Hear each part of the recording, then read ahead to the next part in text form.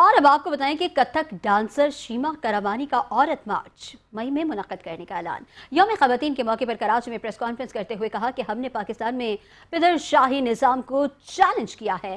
ہمارا مقصد ایک آزاد اور مساوی حقوق کا سماج ہے۔ تمام صنفی امتیاز کو ختم کر کے ہم مثبت تبدیلی لانا چاہتے ہیں۔ انہوں نے کہا کہ ہمارے سماج کا سب سے بڑا مزدور عورت ہے۔ ہماری تحریک میں فلسطین، یوکرین سمیت بلوچستان میں لاپتہ افراد کے حوالے سے بھی آواز بلند کی جائے گی۔